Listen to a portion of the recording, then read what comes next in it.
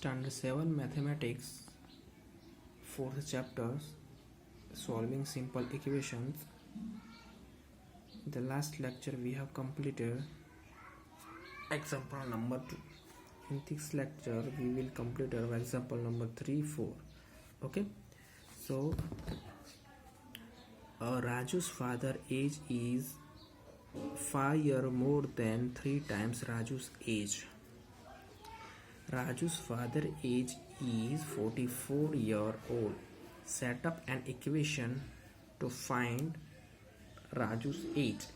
Okay, તો શું છે, તો રાજુની જે ઉંમર છે ને એ એના પિતા કરતાં 3 ગણી વત્તા 5 વર્ષ મોટી છે અને રાજુના પપ્પાની કુલ ટોટલ ઉંમર 44 યર્સ છે.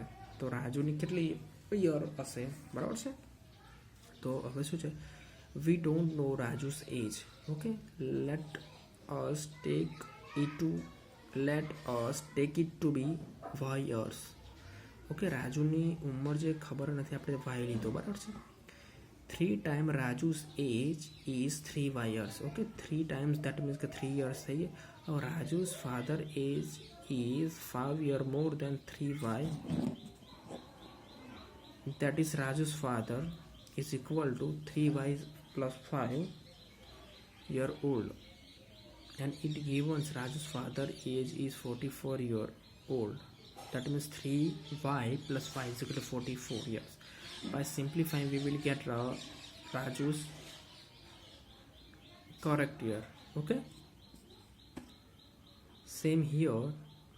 A shopkeeper sells mangoes in 2 types boxes, one small and large. Large box contains as many 8 small boxes plus 4 loose mangoes. Set an equation for this number. Smaller the number of mangoes in the large box given to be 100. Okay, let the small box contain m mangoes. A large box contain 4 more than 8 times of m. That means 8m plus 4 mangoes, but this given to be 100. Thus you can get the number of mangoes small box by solving these equations. Okay, તો શું છે કે દુકાનદાર જે છે 2 પ્રકારની પેટીઓમાં કેરી વેચે છે, એક નાની પેટી અને બીજી મોટી પેટી. હવે 8 નાની પેટી જેટલી બીજી 4 છૂટક કેરી સમાવી શકાય. દરેક નાની પેટીમાં આપેલી કેરીની સંખ્યા જાણવા સમીકરણ રચવાનું છે, બરાબર? હવે નાની પેટીમાં એમ કેરીઓ સમાવી શકાય છે, તો મોટી પેટીમાં એમના 8 ગણાથી 4 વધુ સમાવી શકાય છે, બરાબર છે? દેટ મીન્સ કે શું, 8m plus 4 કુલ કેરી કેટલી છે? 8. બરાબર, એમ શું છે, તો નાની પેટીમાં રહેલી કેરી તમે શોધી શકો છો, બરાબર છે? એમથી શું ખબર પડે નાની પેટીમાં કેટલી કેરી રહેશે એ શોધી શકાય છે. Then after exercise number 4.1. In this exercise શું છે કે બે ઇક્વેશન ઇઝ ઇક્વલ ટુ 0 આવે તો શું કરે છે, say whether equation is satisfied, yes or no. Okay, તો ઇક્વેશનના વેલ્યુ છે, equation 3x plus 3 is equal to 0, x plus 3. હવે x 3 છે, અહીંયા પુટ કરો, 3 plus 3 6, તો 6 is equal to 0, not equal to 0. that means કે સેટિસ્ફાઈ થતું નથી, that means કે નો અહીંયા આવશે. હવે શું છે, 0 plus 3 is equal to 0. 3 answer આવે 3 is equal to 0. It is not possible, so no. X plus 3 is equal to 0. X is equal to minus 3, or minus 3 plus 3 it is give 0. 0 is equal to 0, તો yes આવે, તો answer શું થાય છે, આપણું satisfy થાય છે, બરાબર છે? તો એ રીતે આખું પૂરું કરવાનું છે, બરાબર છે? Check whether give you bracket is a solution of a given equation or not. તો અહીંયા શું કરવાનું છે કે n is equal to અહીંયા પુટ કરવાના છે, તો n is equal to 1 put કરે, 6 આવે, 6 is not equal to 19, so this equation is not satisfied. Okay, તો અહીંયા શું છે, તો right, wait a minute.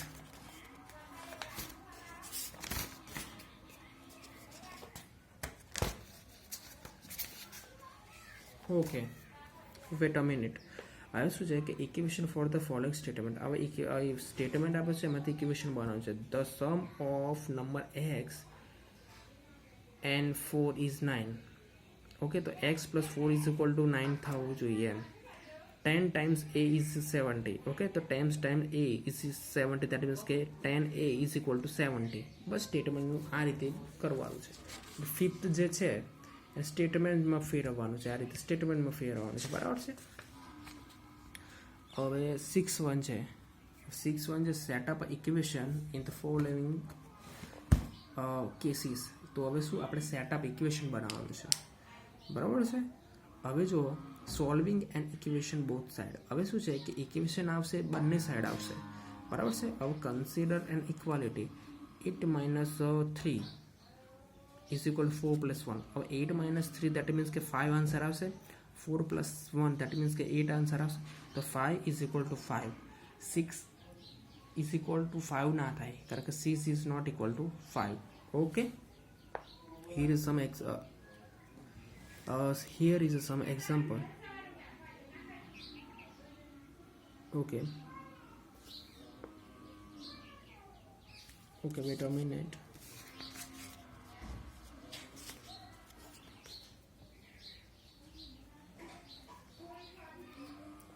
Okay, let's us now add to both side as a result. Okay, તો LHS છે અને LHS અને RHS. This is the left hand side and this is right hand side.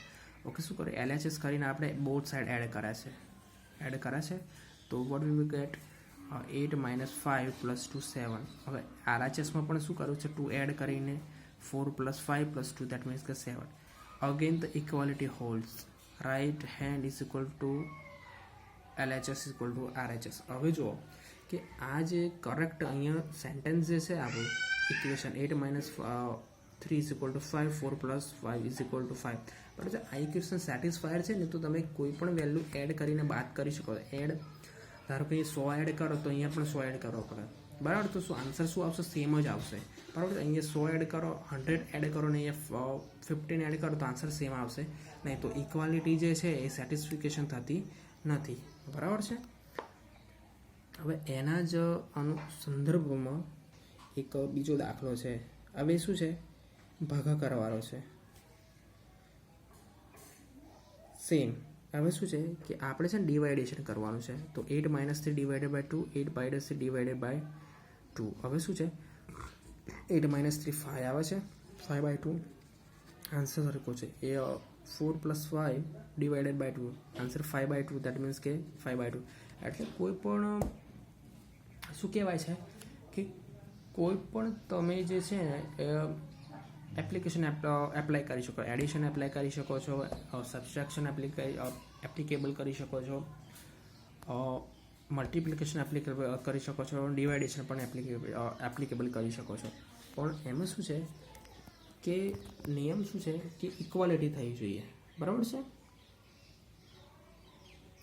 હવે શું છે કે અહીંયા એક LHS ને RHS કરીને બેલેન્સિંગ ઇક્વેશન આપેલા છે. તો બેલેન્સ ઇક્વેશન આવું હોય છે. હવે જુઓ તો આ જો એના માટે આ આપ્યું છે x plus 3 is equal to 8. That means કે શું છે ઇક્વેશનમાં છે. હવે 5ની જે x is equal to શું હશે 5 હશે. ટોટલી આપણને ખબર પડી જ જાય છે, બરાબર છે. એટલે ઇક્વેશન ક્યારે સંતુલનમાં હોય? બે બાજુ સરખું હોય ને તો જ, બરાબર છે. ઓકે, હવે now quickly move on example number 5. Okay, તો અહીંયા શું છે કે ફર્સ્ટ વન છે 3n plus 7 is equal to 25. હવે ફર્સ્ટ વન છે 3n plus 7. હવે શું કર્યું છે કે અહીંયા 7 છે, આપણે ડાયરેક્ટ આન્સર લાવવાનો છે, બરાબર છે. તો અહીંયા 7 સબસ્ટ્રેક્શન કરે છે જો, કારણ કે +7 છે. હવે -7 નાખીશું તો 0 બનશે અને તો 3n થઈશે અહીંયા. તો +7 -7 અહીંયા પણ -7 એડ કરે તો અહીંયા પણ શું કરવું -7 જ કરવો પડશે, બરાબર છે. તો -7 3n આવે, 25માંથી 7 જાય તો 18 આવે છે. હવે શું છે કે 3 જે છે હવે બોથ નંબર જે છે એને ડિવિઝેબલ બાય 3 કરે છે, કારણ કે 3 ઉડી જશે એટલે એનની કિંમત શું આવશે સાદું ઇક્વેશનમાં ફેરવવાનું છે. n ઉડી જશે, આ ઉડશે, આ કરશે એટલે કેટલું આવશે n ઇઝ ઇક્વલ ટુ 6 આવશે. એટલે આ જે છે એટલે તમને સિમ્પ્લિફાય કરતા એકદમ સાદી રીતે તમને સિમ્પ્લિફાય કરતા શીખવ્યું છે, બરાબર છે. તો સૌથી પહેલાં શું કર્યું કે 3n હતા, તો આ ઇક્વેશન થોડુંક મોટું હતું, બરાબર છે. તો એને સિમ્પ્લિફાય કરવા શું કરવું પડતું હતું કે માત્ર ને માત્ર 3n લાવવાના હતા, બરાબર છે. એટલે શું કર્યું કે +7 હતો એનો વિરુદ્ધાર્થી ઉમેર્યો, એનો અપોઝિટ નંબર ઉમેર્યો, દેટ ઇઝ -7. તો -7 અહીં એડ માઇનસ કરે તો 7 7 cancel, that is 0. 25 - 7 that is 18. આપણે 3n ઇઝ ઇક્વલ ટુ 18 થઈ ગયા. હવે શું છે કે આપણી જોડે 3n ઇઝ ઇક્વલ ટુ 18 છે. તો હવે શું કરીશું કે n ઇઝ ઇક્વલ ટુ આપણે વેલ્યુ લાવવાની છે. એની સાથે કોઈ પણ અંક ગુણેલો હોય, ધારો કે કોઈ પણ નંબર મલ્ટીપ્લાય થયો 2 3 5, તો પ્રોપરલી આપણો આન્સર આવે નહીં. તો આની જોડે 3 છે, તો આપણે શું કર્યું છે મલ્ટિપ્લિકેશનમાં છે ડિવાઇડેશનમાં આપણે 3 નાખ્યા, બરાબર. 3 કરે ને અહીંયા પણ 3 કરે, અહીંયા 3 કરે ને અહીંયા 6 કર્યા, તો ઇક્વાલિટી સેટિસ્ફાય થતી નથી. એટલે જે નંબરે તમે ડિવાઈડ કરો, એડિશન કરો, મલ્ટિપ્લિકેશન કરો કે સબસ્ટ્રેક્શન કરો, બંને બાજુ જે નંબર હોવો જોઈએ સેમ હોવો જોઈએ. તો અહીંયા સિમ્પ્લિફાય કરો, 3 3 કેન્સલ થાય, અહીં 6 આવે, n ઇઝ ઇક્વલ ટુ 6 આવે. હવે આ જ મેથડ છે બીજી રીતે પણ સોલ્વ કરી શકાય છે. તમે જોઈ શકો છો કે 3n + 7 ઇઝ ઇક્વલ ટુ 25 જે છે. હવે 3n ઇઝ ઇક્વલ ટુ 25 - 7, બરાબર છે. આ 7 છે અહીંયા આવતા રહે આ રીતે, તો શું થયું 25 - 7, 3n તો એના જ છે, 3n - 25 દેટ મીન્સ કે 18 થઈ ગયા. હવે 3n ઇઝ ઇક્વલ ટુ 18. હવે આ શું છે કે મલ્ટિપ્લિકેશનમાં 3, હવે આ ઇઝ ઇક્વલ ટુ પેલી સાઈડ જાય એટલે શું થાય કે ડિવાઇડેશનમાં જતું રહે, એટલે 3 આવી ગયા. 3 6 18, એટલે આન્સર શું આવે 6 આવે. એટલે મેથડ આ સેકન્ડ મેથડ છે, એટલે both method are correct. Okay. હવે જે બીજો દાખલો જે છે એ જોઈ લો તમે. અહીંયા શું છે તો 2p - 1 ઇઝ ઇક્વલ ટુ 23. હવે બરાબર છે 2p - 1, હવે શું કર +1 એડ કરશે, ડાયરેક્ટ 2p આવશે. 23 + 2 આવશે એટલે શું આવશે 24 થઈ જશે. એટલે 2p હવે શું છે ડિવાઈડ કરે છે, તો એ divided 2 2 cancel, 24/2 that is 12. p is equal to શું આવ્યા 12 આવ્યો. હવે એ જ રીતે અહીંયા પણ આન્સર સિમ્પ્લિફાય કરશે. 2p - 1 ઇઝ ઇક્વલ ટુ 23 છે. હવે 2p છે, હવે આ પ્લસ આ જાય એટલે 23 + 1 થઈ જશે. 2p ઇઝ ઇક્વલ ટુ 24 થયો. હવે શું થયું આ મલ્ટિપ્લિકેશનમાં છે. હવે આ 2 છે આ બાજુ જાય એટલે શું થાય ડિવાઇડેશનમાં જાય, એટલે p is equal two 24/2 that is p is equal two 12.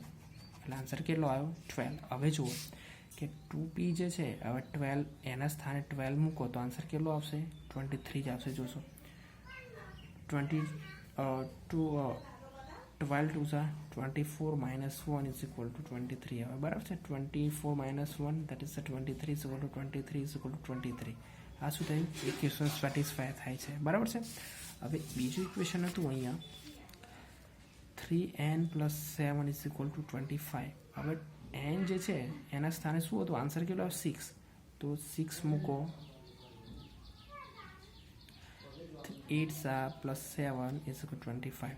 3 6 18, 18 + 7 + 25, 80 + 7 is 25 is equal two 25. હવે આ શું છે ક્રોસ ચેકિંગ છે. ક્રોસ ચેકિંગમાં આપણો આન્સર ઇઝ ઇક્વલ ટુમાં આવી જાય 25 is equal two 25, 23 is equal two 25, 0 is equal two 0 is equal two આવે. That means કે શું છે કે આપણું જે છે એ શું થયું છે સેટિસ્ફાય થયેલું છે, બરાબર છે. હવે